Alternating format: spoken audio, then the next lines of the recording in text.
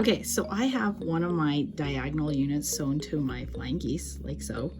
And what to just eliminate bulk is I'm gonna cut off, and I've ironed them open, as you can tell. I'm just gonna cut this guy right there, that dog ear, off, okay? And then chuck him, and then I'm just going to sew this guy right there, okay?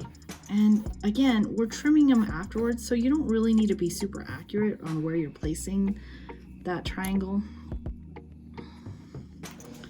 So I'm just gonna sew him, and then we're gonna trim.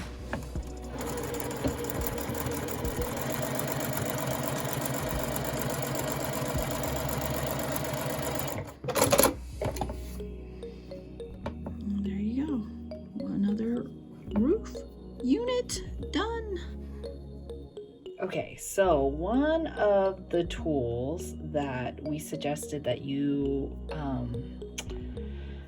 have for your village Sewalong is the Ultimate Flying Geese tool. Now, they do give you like measurements on if you wanted to do 4 at a time, and it's a really cool flying geese tool.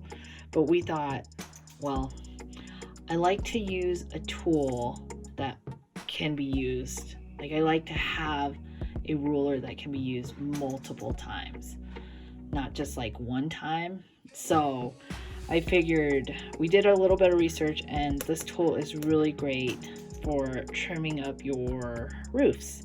So I'll just show you what we're trimming.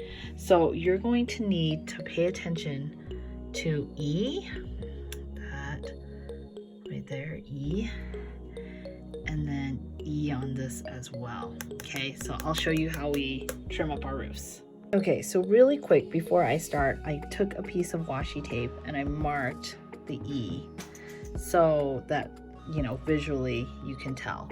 So how you use this tool is you grab your roof of your house or your flying geese, and what you're doing is you're lining up that line and that line with your block. Okay, so you're lining them up. What you're gonna do is that excess you're gonna trim. Okay, so I've lined them up. See that line? Lined them up there. So now I'm gonna trim them. Okay. Now you're going to reverse that, okay, and carry your ruler down. And again, I've marked them.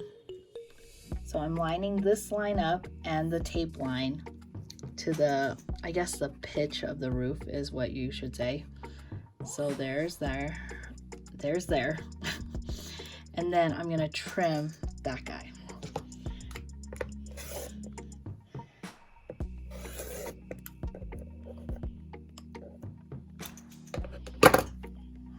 And then you'll have a perfect flying geese, aka roof of your house.